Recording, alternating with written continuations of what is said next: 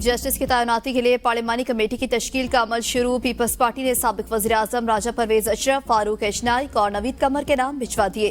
Speaker कौमी assembly सरदार अयाज सादिक ने पार्लिमानी leader से कमेटी अरकान के नाम मांगे थे। कमेटी के लिए 8 अरकान कौमी असम्बली, 4 सेनेट से लिए जाएंगे, एक गैर मुस्लिम रुकन होगा। चीफ जस्टिस की तकर्रुरी के लिए कमेटी बनते ही वजारत कानून से 3 सीनियर तरीन जजेस का पैनल तलब किया जाएगा। आर्टिकल 175 के शेख 3 के तहत पार्लिमानी कमेटी नए चीफ जस्टिस का तकर्रुर अमल में लाएगी। चीफ जस्टिस पाकिस्तान आर्टिकल 175 की ज़ेरे शेख 3 के तहत 3 सीनियर जजेस के नाम पार्लिमानी कमेटी को भिजवाएंगे। 26वीं आईनी तरमीम के बाद चीफ जस्टिस की तकर्रुरी 3 दिन कबल होगी। चीफ जस्टिस 22 अक्टूबर रात 12 बजे तक 3 नाम आईनी कमेटी को भेजने के पाबंद हैं। अगर कोई चीफ जस्टिस बनने से इनकार करता है, दीगर नामों पर गौर किया जाएगा। अगर दूसरा नामजद जज भी चीफ जस्टिस बनने से माजरत कर ले तो पार्लिमानी कमेटी सुप्रीम कोर्ट के अगले सीनियर जज का नाम ज़ेरे गौर ला सकेगी।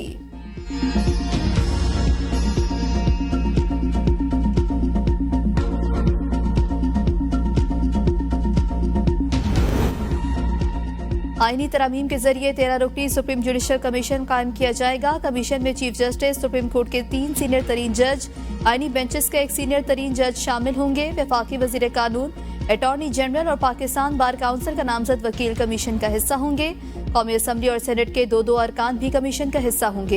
एक खातून या गैर मुस्लिम जो सेनेट का टेक्नोक्रेट बनने का अहल हो लेकिन पार्लियामेंट का रुकन न हो, जुडिशल कमीशन का रुकन होगा। इस रुकन को स्पीकर कौमी असम्बली 2 साल के लिए जुडिशल कमीशन का रुकन नामजद करेगा।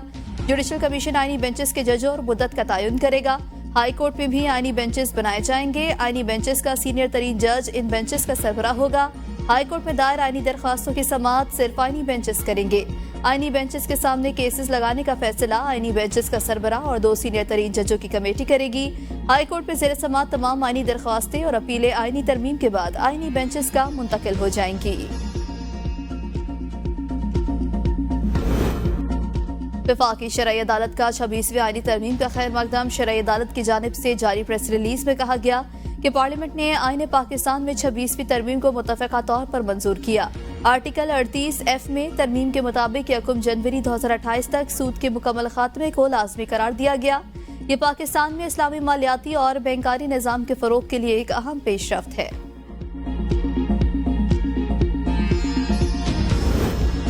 तहरीक इंसाफ ने आइन में तरमीम के दिन को आइन और जमहूरियत के लिए योम सियाह करार दे दिया। बानी चेयरमैन की हिदायत पर मज़ाहमती तहरीक चलाने का ऐलान।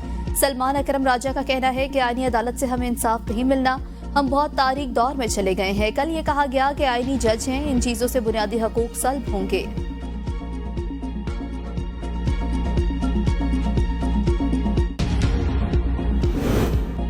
आईनी तरामीम से मुतालिक मेरे खिलाफ गुमराहकुन प्रोपेगेंडा किया जा रहा है। जैन कुरैशी का वीडियो पैगाम। कहा, मेरी किसी हुकूमती एहलकार से मुलाकात साबित हो जाए तो सियासत छोड़ दूंगा।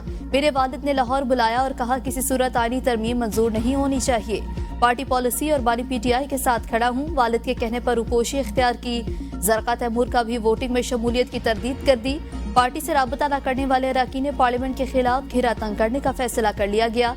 वो तमाम अरकान जिन्होंने हुकूमत को वोट भी नहीं दिया और गायब हुए, इंक्वायरी का सामना करना पड़ेगा। Inquiry senator Saifullah Abro, senators Zarqa Taimur जबकि सेनेटर फैसल सलीम के खिलाफ होगी। मेंबरान असम्बली में जैन कुरैशी, रियाज पित्याना, असलम घुमन शामिल। सुप्रीम कोर्ट ने PTI इंटर पार्टी इलेक्शन फैसले के खिलाफ नजरसानी दरख्वास्त खारिज कर दी। हामिद खान की लार्जर बेंच बनाने की इस्तदा। चीफ जस्टिस सुप्रीम कोर्ट काजी फाइज ईसा ने वकील PTI हामिद खान से मुकालमा करते हुए कहा, ये नजरसानी का मामला है, हमने कानून को देखना है। नजरसानी दरख्वास्त में अदालती फैसलों की कानूनी हैसियत पर सवालात उठाने होते हैं। आपने इस पॉइंट को पहले क्यों नहीं उठाया? हामिद खान ने कहा, अदालत सुन्नीतात काउंसिल और इलेक्शन कमीशन केस के फैसले का पैराग्राफ देख ले। चीफ जस्टिस ने रिमार्क्स में कहा, वो फैसले हम क्यों देखें, ये अलग मामला है। हम कोई ऐसा फैसला नहीं देखेंगे जिस पर नजरसानी ज़ेर इल्तवा है। आप केस चलाना चाहते हैं या नहीं? हामिद खान ने कहा, मैं ऐसे शख्स के सामने दलाइल नहीं दे सकता जो हमारे खिलाफ बहुत मुतासिब हो। चीफ जस्टिस ने कहा, मैं आपको मजबूर नहीं कर सकता। जस्टिस मुसरत हिलाली ने इस्तफसार किया, एक जमात इंटर पार्टी इंतखाबात कराने में क्यों ताखीर कर रही है? इंटर पार्टी इंतखाबात करवाना तो 1 हफ्ते का काम है।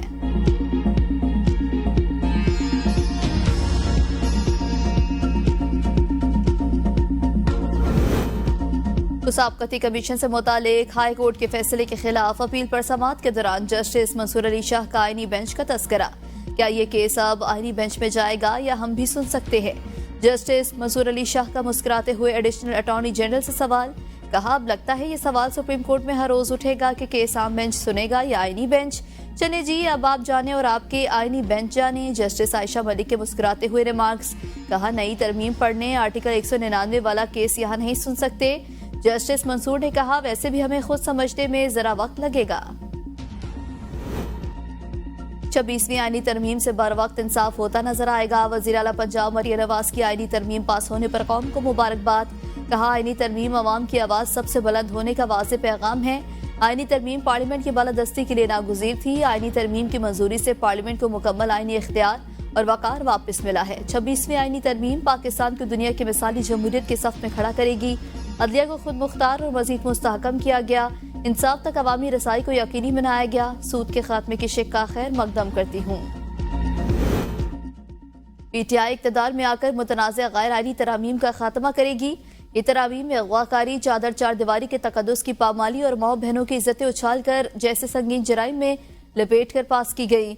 सूबाई मुशीर बैरिस्टर सैफ का बयान। कहा, जाली हुकूमत ने अगवा गर्दी करके रात की तारीकी में सुप्रीम कोर्ट पर शब खून मारा।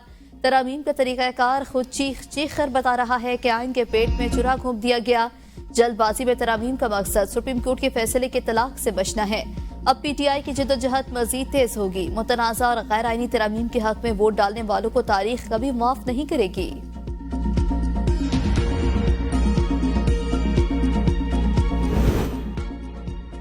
आज अडयाला जेल के कैदी के लिए बड़ा सरप्राइज डे। जमहूरियत और पार्लियामेंट की जीत हुई। आईनी तरमीम की मंजूरी पर जमहूरियत पसंद खुश, आमरीत पसंद सेख्पा हैं। वज़ीर इत्तलात पंजाब असमा बुखारी का बैरिस्टर सैफ के बयान पर रद्द-ए-अमल। कहा, जिनकी किस्मत में रोना धोना लिखा है वो आईनी तरामीम और कानून साजी में रखने ही डाल सकते हैं। जजेस और उनकी फैमिलीज के खिलाफ किरदार कशी मुहिम चलाने वाले आज अदलिया के हमदर्द बन रहे हैं। रात के अंधेरे में अदलिया पर कब्जा जमाने की तरमीम की गई। अमीर जमात इस्लामी हाफिज नईम की प्रेस कॉन्फ्रेंस। कहा, चीफ जस्टिस का तकर्रुर पार्लिमानी कमेटी और वजीर आजम को देना अदलिया को कमजोर करने के लिए है। इस पार्लिमान की तो हैसियत ही फॉर्म 47 की पैदावार है। अगर नंबर पूरे थे तो आपको कोयलों की दलाली की क्या जरूरत थी। पीटीआई को किसी किस्म के मुज़ाकरात में शिरकत ही नहीं करनी चाहिए। पीटीआई ने बायकॉट करके अच्छा फैसला किया। एफबीआर का लेट फाइलर्स, नॉन फाइलर्स की कैटेगरीज खत्म करने के लिए नया कानून तैयार। इनकम टैक्स ऑर्डिनेंस 2001 से लेट फाइलर्स और नॉन फाइलर्स की कैटेगरीज खत्म कर दी जाएंगी। जायदादों और गाड़ियों की खरीदारी जैसे मालियाती लेन देन के लिए आमदन के ज़राए की वजाहत करना होगी। नए मुसवदा कानून में आमदनी के ज़राए की वजाहत के लिए मुख्तलिफ मालियाती हदें तजवीज़।